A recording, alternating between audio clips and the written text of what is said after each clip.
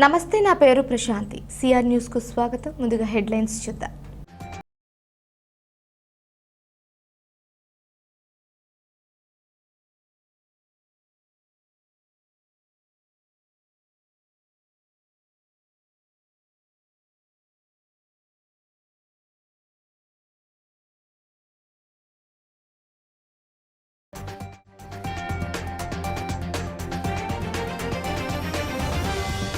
Rotary club Gudur west ఆధ్వర్యంలో గత నెల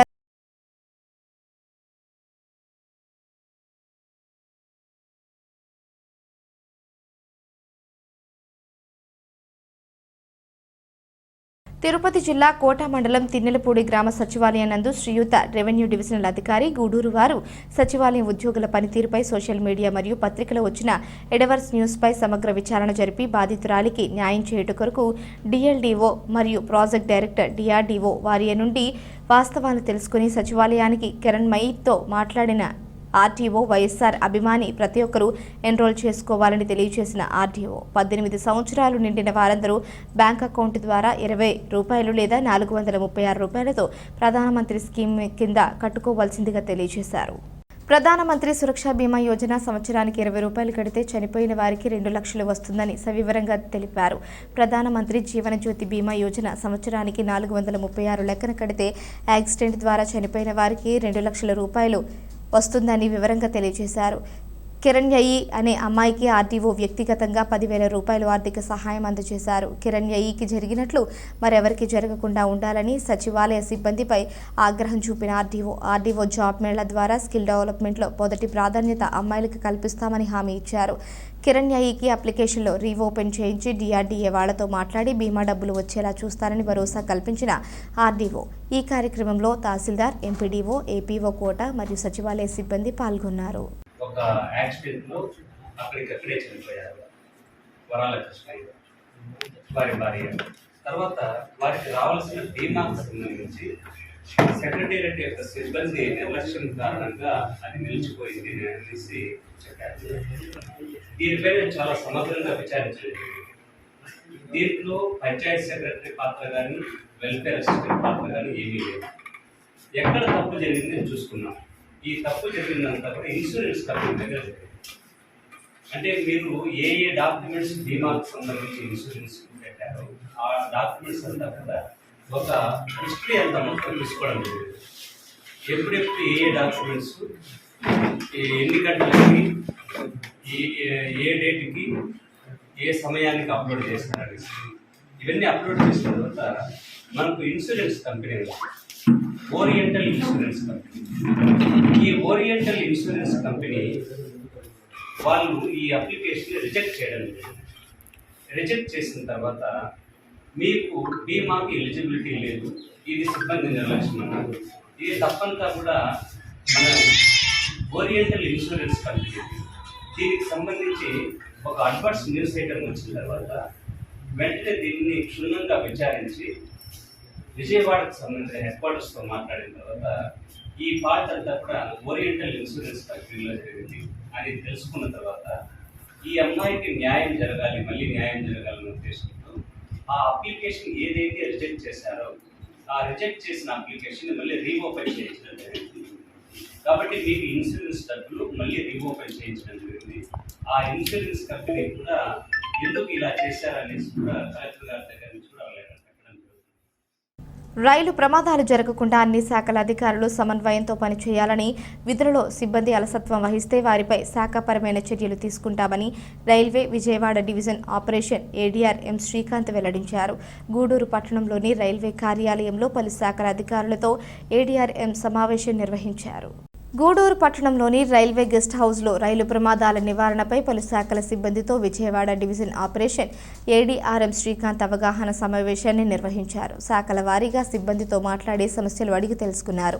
ఏడీఆర్ఎం మాట్లాడుతూ ఇటీవల ఒరిస్సాలో జరిగిన రైలు ప్రమాదం బాధాకరమని, రైలు ప్రమాదాలు జరగకుండా సిబ్బంది అప్రమత్తంగా ఉండాలని సూచించారు. అన్ని శాఖల అధికారులు సమన్వయంతో పనిచేసి ప్రమాదాలు జరగకుండా చూడాలని కోరారు. విధులలో సమస్యలు ఎదురైనప్పుడు ఉన్నతాధికారులకు తెలియజేయాలని ప్రయాణికులకు మంచి సేవలు అందించినప్పుడు ఉద్యోగులకు కూడా గుర్తింపు వస్తుందని అన్నారు. ఈ సమావేశంలో senior safety officer Srinath, divisional engineer Srinivasa Rao, station superintendent Venkateswara Rao, పలు శాఖల సిబ్బంది పాల్గొన్నారు.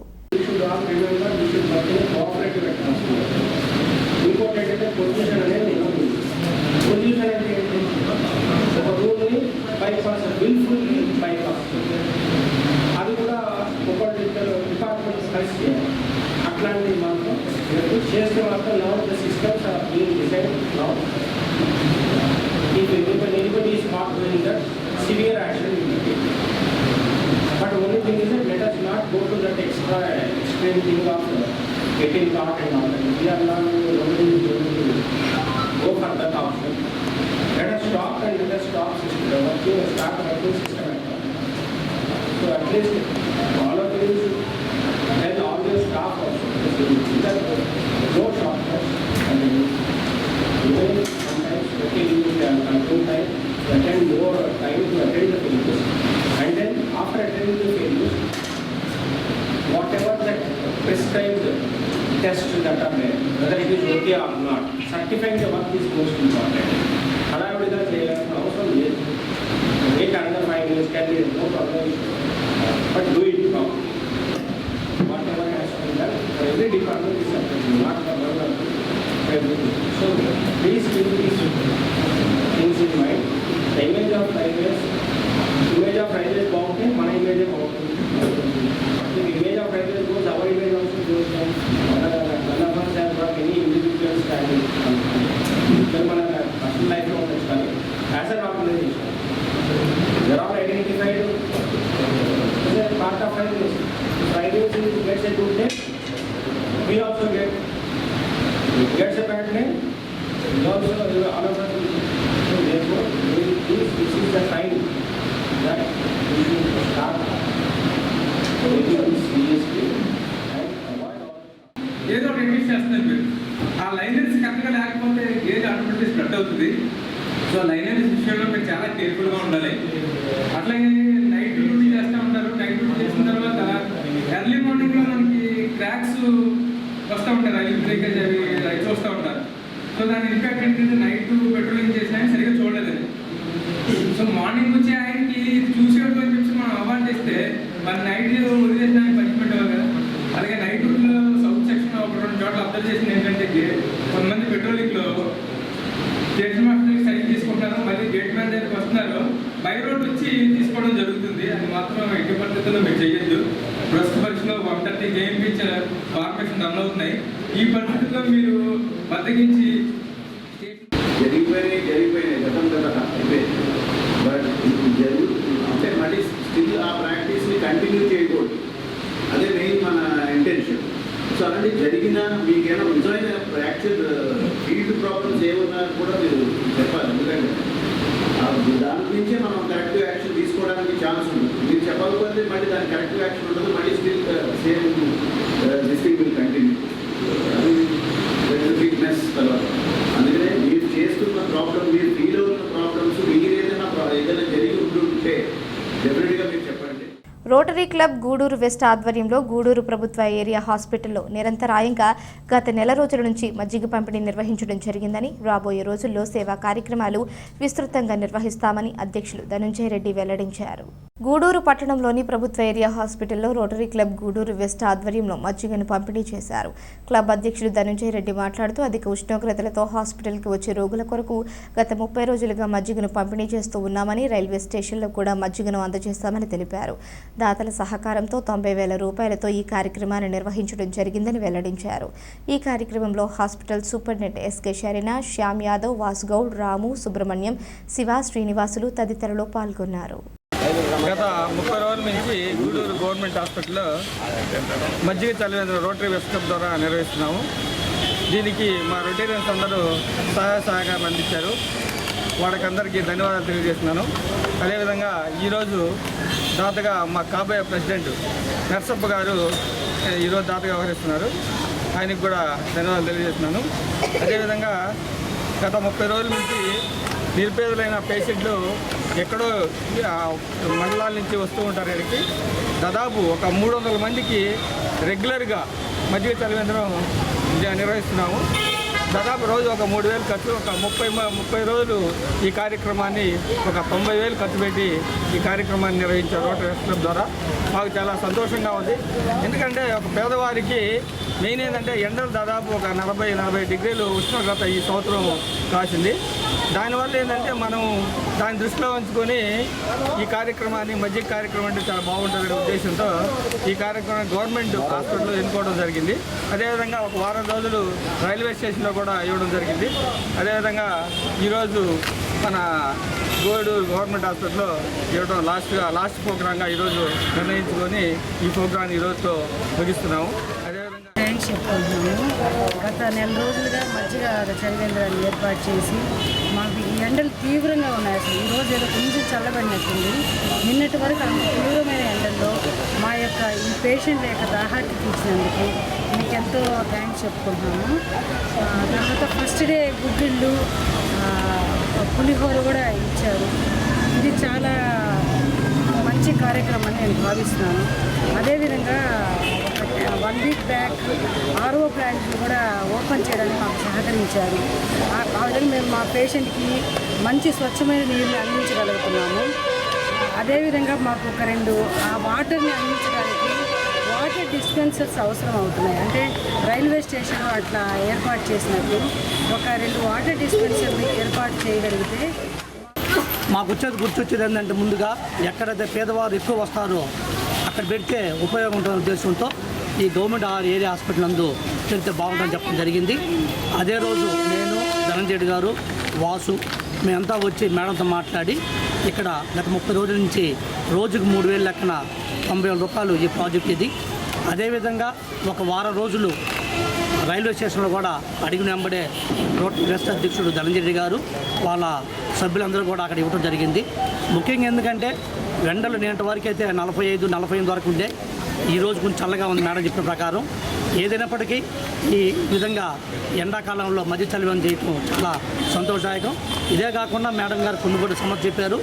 రాబోయే రోజుల్లో గూడూరు మెయిన్ క్లబ్ మరియు రోటరీ చలివేంద్రం కార్యక్రమం ఈ ప్రభుత్వ ఆసుపత్రిలో గత నెల రోజుల నుంచి జరుగుతూ ఉంది. ఈరోజు మేము ఈ ప్రోగ్రామ్ని క్లోజ్ చేద్దామన్న రోజు ఈరోజు చాలా వాతావరణం కూడా చల్లబడింది. సో మేము దాన్ని పురస్కరించుకొని ఈరోజు ఈ ప్రోగ్రామ్ని క్లోజ్ చేసుకునేదానికి కూడా నిర్ణయించుకున్నాము. మేడం గారు ఈ హాస్పిటల్కి ఇంకా కొన్ని మౌలిక వసతుల్లో కావాల్సినవి ఉన్నాయని చెప్పారు.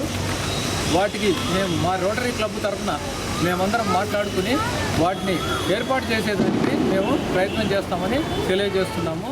ఆంధ్రప్రదేశ్ రాష్ట్రంలోని విద్యార్థుల సమస్యలు త్వరలో పరిష్కరించుకుంటే టీఎన్ఎస్ఎఫ్ ఆధ్వర్యంలో రాష్ట్ర వ్యాప్తంగా ఆందోళన నిర్వహిస్తామని సర్వేపల్లి నియోజకవర్గం టీఎన్ఎస్ఎఫ్ నాయకులు పేర్కొన్నారు. శనివారం మనుబోలులోని టీడీపీ కార్యాలయంలో తెలుగుదేశం పార్టీ విద్యార్థి విభాగం నాయకులు మీడియా సమావేశాన్ని నిర్వహించారు.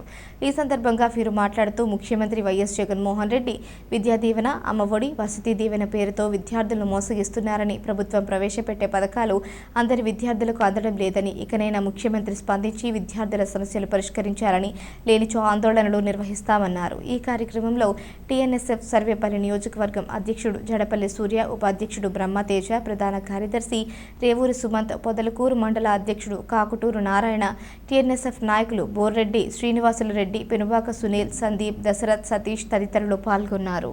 సర్వేపల్లి నియోజకవర్గ సమన్వయకర్త శ్రీ సోమరెడ్డి రాజగోపాల్ రెడ్డి గారు, టీఎన్ఎస్ఎఫ్ రాష్ట్ర అధ్యక్షులు శ్రీ ప్రణవ్ గోపాల్ గారు మరియు టీఎన్ఎస్ఎఫ్ తిరుపతి పార్లమెంట్ కోటే హేమంత్ రాయల్ గారి ఆధ్వర్యంలో ఫీజు ఎక్కడ కంసమమ్మ అనే ఆధ్వర్యంలో ప్రోగ్రాం స్టార్ట్ చేయబడింది.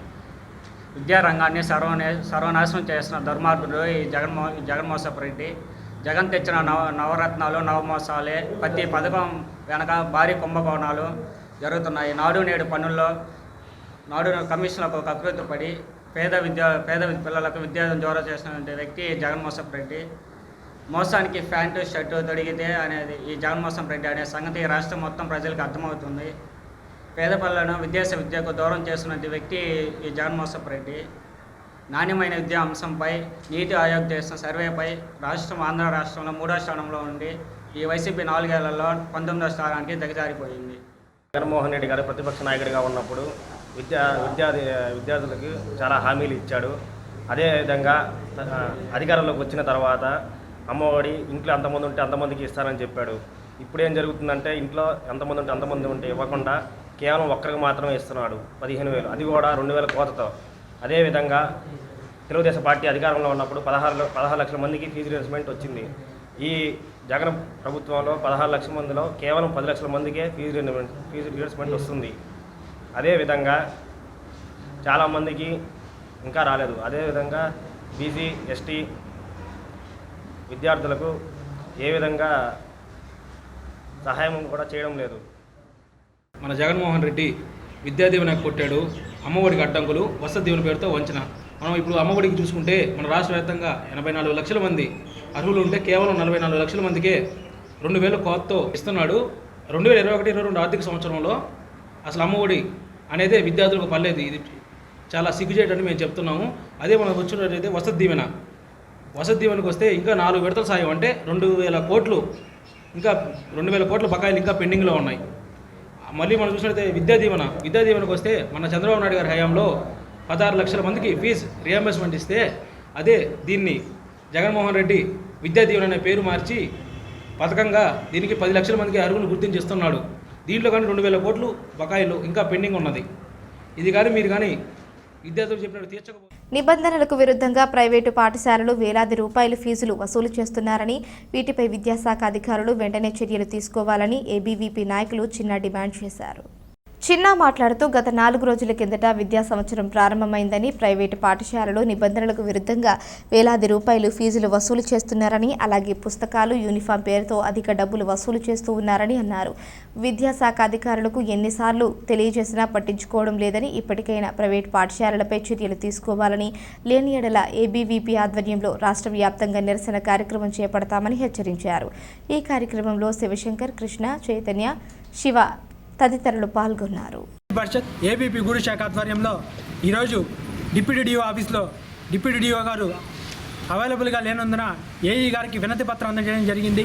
దీనికి కారణం ఏంటంటే గూడూరులో ఉన్నటువంటి కార్పొరేట్ అదేవిధంగా ప్రైవేట్ పాఠశాలలు ఏదైతే ఉన్నాయో వారి యొక్క ఫీజుల దందాన్ని మొదలుపెట్టాయి. అదేవిధంగా పుస్తకాల పేరుతో తల్లిదండ్రుల నుంచి జలగల పీల్చి పిప్పి చేస్తున్నటువంటి ఈ యొక్క పాఠశాలపై చర్యలు తీసుకోవాలని కూడా ఏఈ గారికి వినతి పత్రాన్ని అందజేయడం జరిగింది. అదేవిధంగా డిప్యూటీ డిఓ గారికి కూడా తెలియజేయడం జరిగింది. మేము ప్రతి ఏడాది కూడా ఇటువంటి వీటి మీద ఉద్యమాలు చేస్తున్నాం, కానీ ఏదైనా విద్యాశాఖ అధికారులు వాటిపై చర్యలు తీసుకోవట్లేదు. ఇప్పటికన్నా మీరు మేల్కొని వారిపై చర్యలు తీసుకోవాలి, లేదంటే ఏబీపీ ఆధ్వర్యంలో రాష్ట్ర వ్యాప్తంగా కూడా ఉద్యమాలు చేపడుతుంది. అదేవిధంగా కూడా రాష్ట్ర వ్యాప్తంగా కూడా ఇటువంటి కార్యక్రమాలు కూడా నిర్వహించడం జరుగుతుంది. చిన్న హాస్టల్స్ కన్వీనర్. తిరుపతి జిల్లా వాకాడు మండలం కేంద్రంలోని హెచ్డబ్ల్యూఎస్సీ అంగన్వాడీ ప్రీ ప్రైమరీ స్కూళ్లను సీడీపీఓ మునికుమారి విజిట్ చేశారు. ఈ కార్యక్రమంలో పిల్లలకు అందిస్తున్న పౌష్టికాహారం సక్రమంగా పెడుతున్నారా లేదా అని అడిగి తెలుసుకున్నారు. అలాగే రికార్డులు తనిఖీ నిర్వహించారు. ఈ నేపథ్యంలో ఆమె మాట్లాడుతూ ప్రభుత్వం ఆదేశాల మేరకు వాకాడు, చిట్టమూరు మండలాలలోని గుణపాడు, మెట్టు, వాకాడులోని కేంద్రాలను తనిఖీ చేశామని, అక్కడ అన్ని సక్రమంగా జరుగుతున్నాయని, ఎలాంటి సమస్యలు లేవని తెలిపారు. అందులో భాగంగా రానున్న జులై నెల నుంచి గర్భవతులకు, బాలింతలకు స్టే హోమ్ రేషన్ అనే పథకం ద్వారా ఇంటి వద్దకే వెళ్లి పౌష్టికాహారాన్ని అందజేస్తామని తెలియజేశారు. ఈ కార్యక్రమంలో సూపర్వైజర్ బుజ్జమ్మ, అంగన్వాడీ కార్యకర్త ఆయమ్మ పాల్గొన్నారు. మెట్టులో మెట్టు ఎస్టీ కాలనీ, ఇక్కడ వాకాడు అర్జున వల్ల చూసి వాళ్ళ దగ్గర ప్రీ స్కూల్, అక్కడ కూడా ప్రీ స్కూల్ అవి చూసా, ఫోటోలు కూడా ఉన్నాయి. అంటే మేము కూడా మా వాళ్ళకి మేమేం చేసామనేది మేము కూడా వాళ్ళకి, అలాగే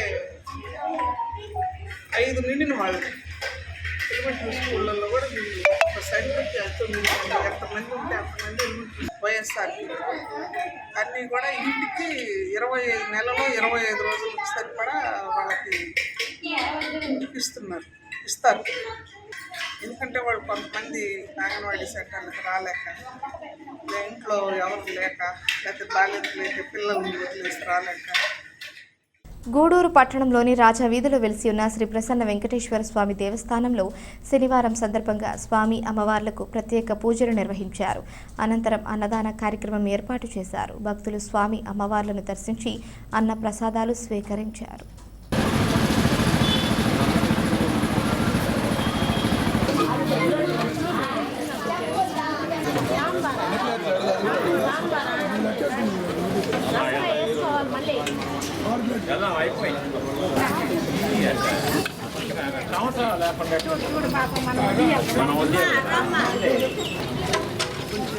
అన్నదానం గురించి ఈరోజు అన్న మాట్లాడతాం.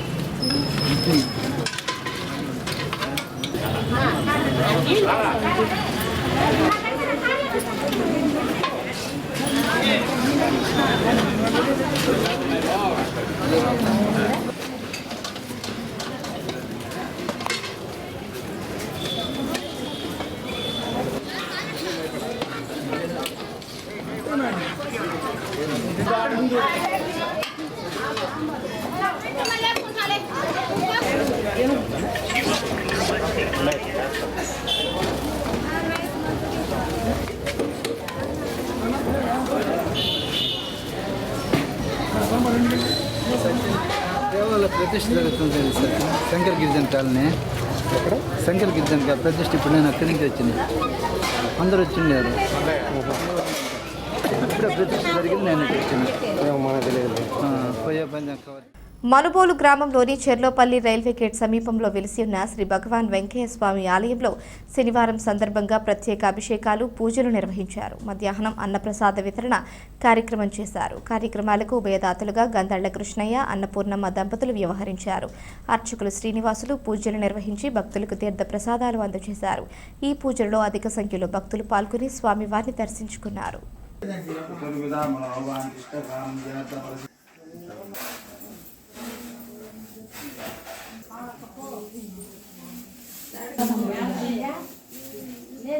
ఆదినారాయణ ఓం Narayana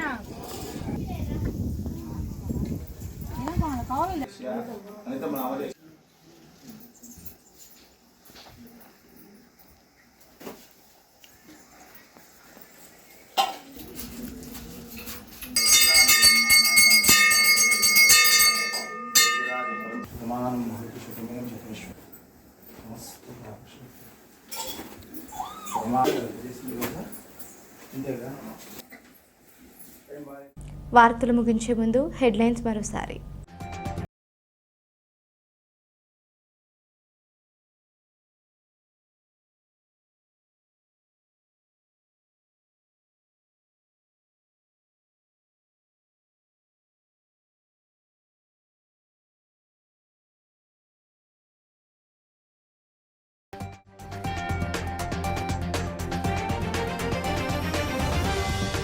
rotary club Gudur west ఆధ్వర్యంలో గత నెల రోజుల నుంచి మజ్జిగ పంపిణీ నిర్వహణ.